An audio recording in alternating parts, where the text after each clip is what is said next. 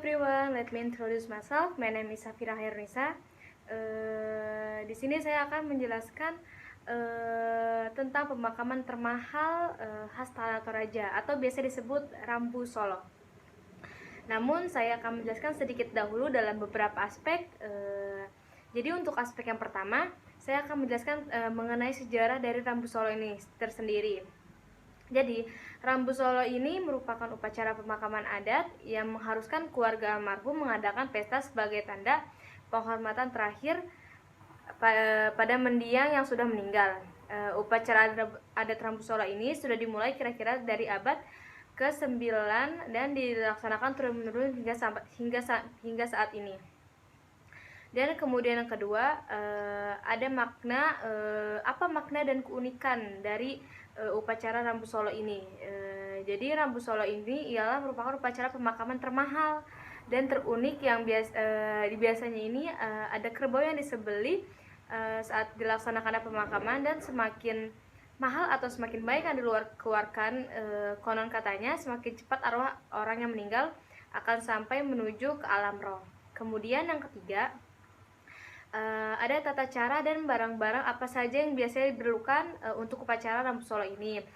Misal halnya seperti parang, bambu, dan lain sebagainya. Dan yang terakhir, jenis atau tingkatan dari Rambu Solo ini. Kemudian saya akan menjelaskan secara detail mengenai aspek-aspek tersebut.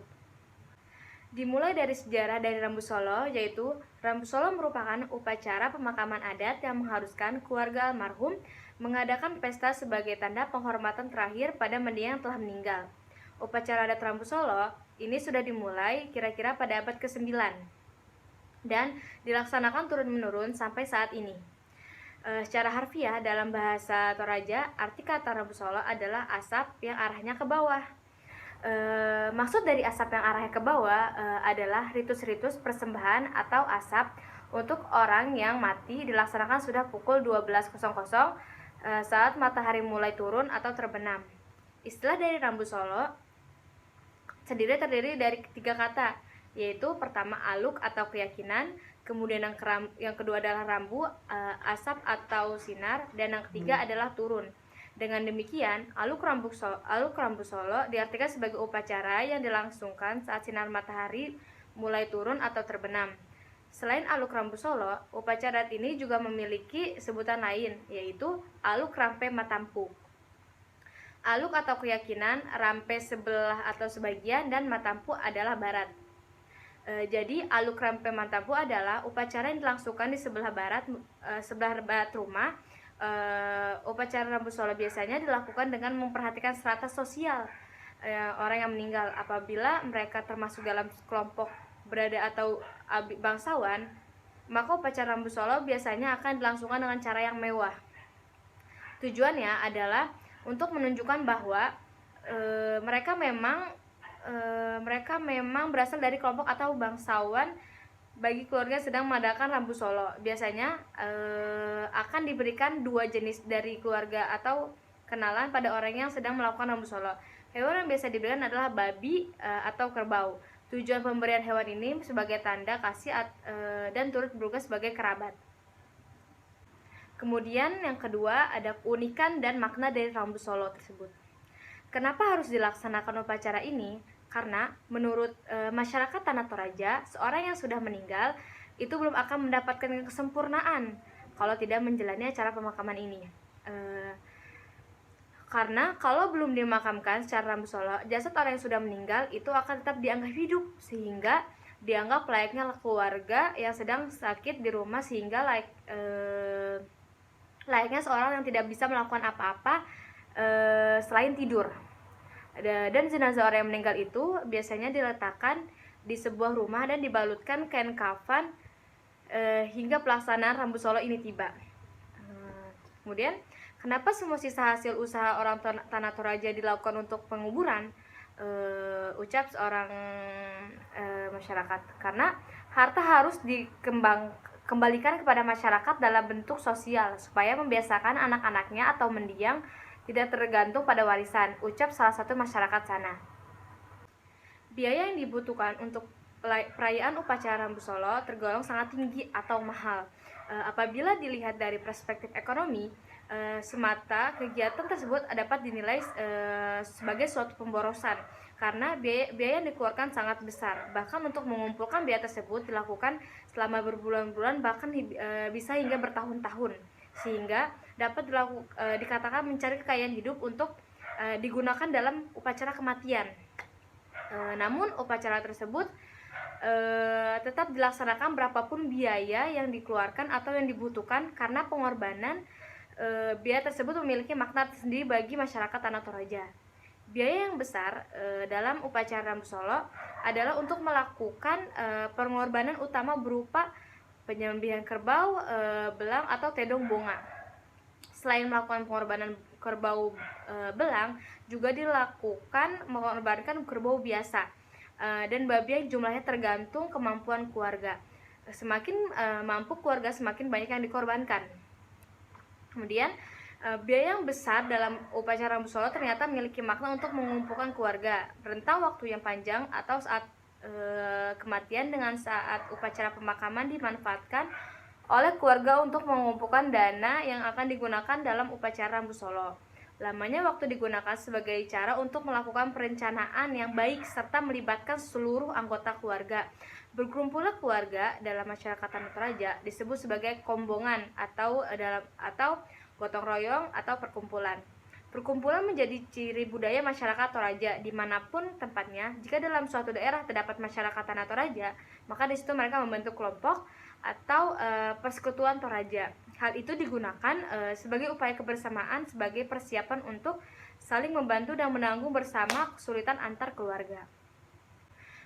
Masyarakat Tanah Toraja memiliki perspektif tersendiri dalam memberikan makna terhadap pengorbanan biaya untuk upacara Rambu Solo, yaitu yang pertama untuk mengumpulkan keluarga. Hal ini dapat dimaknai sebagai upaya gotong royong dalam menanggung biaya secara bersama-sama dan meningkatkan ikatan keluarga, sehingga harta yang dimiliki keluarga tidak akan kemana-mana.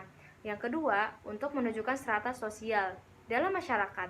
Masyarakat Toraja memiliki 4 macam strata sosial, yaitu pertama yang bangsawan tinggi, kemudian bangsawan menengah, kemudian rakyat menengah atau rakyat merdeka atau biasa, yang keempat hamba.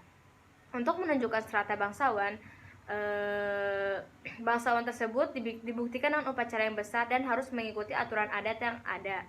Kemudian yang ketiga, membayar hutang. Upacara yang besar tentunya memerlukan biaya yang besar pula. Oleh karena itu, seluruh keluarga membantu kebutuhan biaya pelaksana upacara Rambu Solo. Sumbangan tersebut akan dihitung dan dicatat secara cermat, karena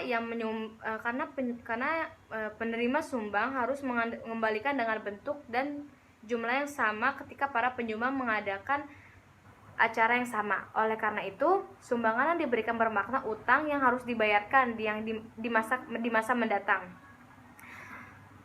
Jika penerima sumbangan tidak dapat membayar, maka anak dan cucunya yang harus membayar hutang tersebut.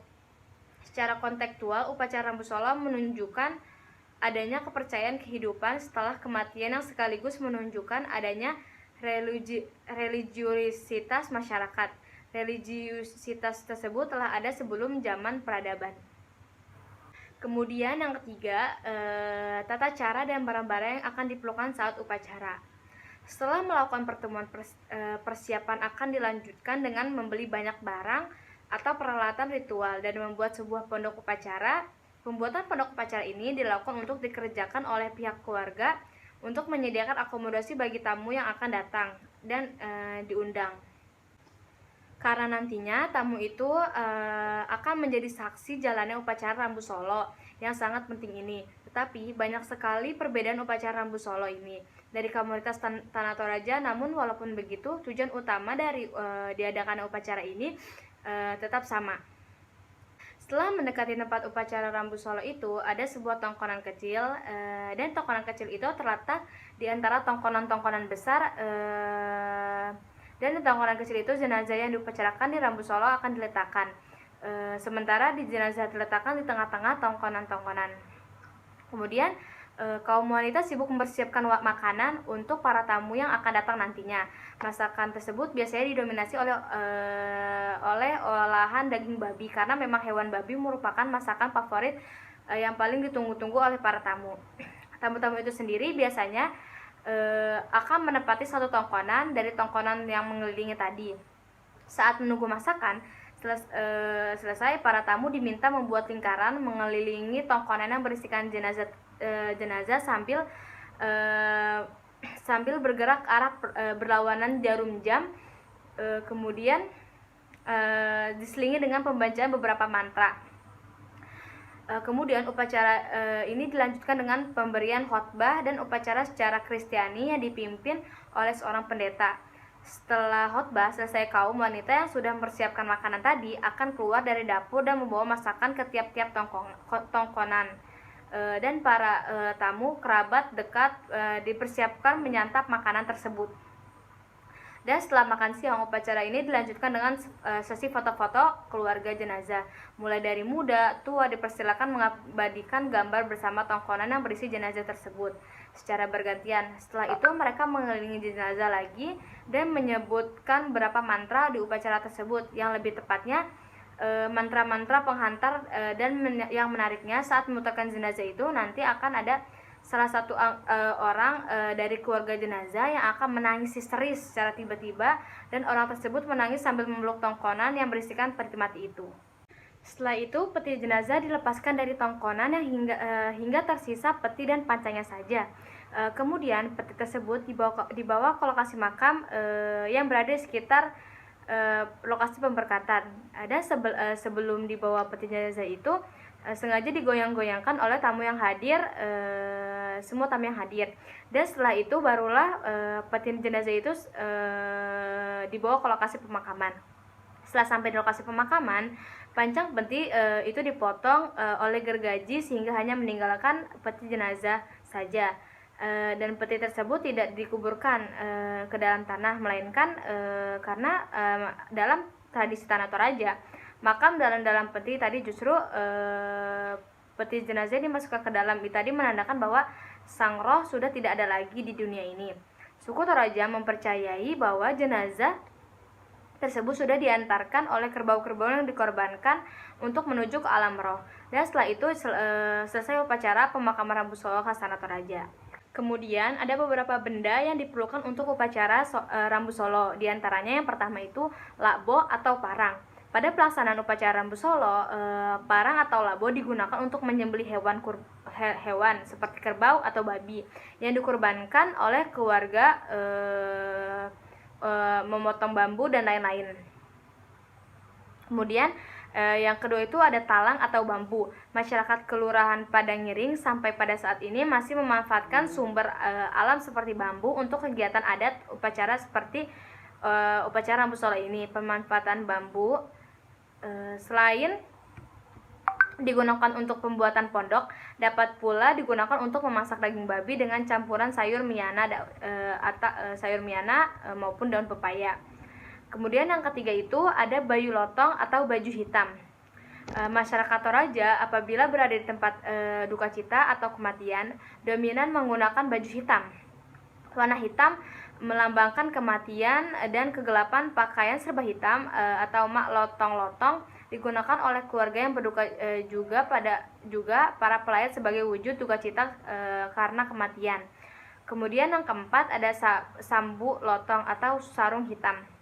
Salah satu ciri khas berpakaian masyarakat Tanah Toraja yaitu menggunakan sarung. Hal itu dapat dilihat apabila ada acara banyak orang tua, baik kaum bapak, kaum ibu maupun anak muda menggunakan sarung atau sambu. Pada upacara Rambu Solo akan dijumpai masyarakat menggunakan sarung hitam atau sambu lotong sebagai simbol ikut merasa duka cita. Penggunaan sarung bagi masyarakat Tanah Toraja merupakan salah satu busana kehormatan yang mencerminkan nilai kesopanan. Kemudian yang kelima ada sepu. Sepu merupakan tas khas Tanah Toraja berbahan tenun tangan yang dihias untuk manik-manik pada bagian ujung atas. Sepu digunakan oleh keluarga untuk menyembuhkan sirih, kapur, pinang, atau kalosi, rokok maupun gula-gula kepada tamu yang datang melayat. Kemudian yang keenam ada gayang. Gayang merupakan keris yang pada hulu dan sarungnya berbalut emas. Dipajang depan lakian dan pondok penerimaan tamu atau latang kamrampoan. Pada upacara Rambu Solo, goyang dipasangkan menghadap ke arah barat dan harus genap, melambangkan laki-laki yang gagah mulia. Kemudian yang ketujuh itu ada kandaure. Kandaure merupakan hiasan yang dibuat dari manik-manik yang melambangkan harga diri seseorang dan biasanya dipakai oleh kaum wanita. Kemudian yang ke-8 ada tombi atau layo. Ini merupakan kain yang diikat pada bambu menyerupai sebuah bendera. Tombi atau layo ini dibuat sesuai jumlah kerbau yang disumbangkan oleh keluarga yang meninggal. Kemudian yang ke-9 ada bombongan. Bombongan akan dibunyikan pada saat upacara dimulai ataupun pada saat upacara telah selesai. Kemudian yang ke-10 ada kaseda atau kain merah. Kaseda merupakan kain merah panjang yang digunakan pada saat Mak Pasonglo. Mak Pasonglo merupakan perarakan jenazah sekitar tempat pelaksanaan upacara. Kaseda atau kain merah diikat pada saringan atau usungan jenazah yang menyerupai rumah adat Tanah Toraja. Kemudian ditarik oleh keluarga secara tidak langsung tempat berlindung dari teriknya matahari. Kemudian yang terakhir ada tedong atau kerbau. Tedong atau kerbau hewan yang paling memiliki nilai hewan istimewa di kalangan masyarakat Tanah Toraja. Kerbau sebagai hewan utama dan keharusan dalam pelaksanaan upacara Rambu Solo. Tak heran apabila harga kerbau begitu fantastis, berkisar puluhan juta bahkan sampai ratusan juta. Yang terakhir ada jenis-jenis atau tingkatan dari Rambu Solo ini tersendiri. Ada 4 macam tingkatan dalam upacara Rambu Solo, yakni yang pertama itu ada upacara dasili untuk strata sosial paling rendah.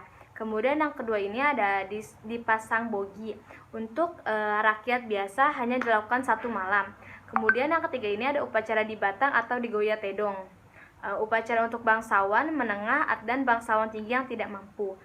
Kemudian yang keempat ada upacara rampasan untuk bangsawan tinggi. Cukup sekian penjelasan mengenai Rambu Solo yang merupakan upacara pemakaman termahal. Kurang lebihnya mohon maaf, dan sekian dari penjelasan saya. Terima kasih.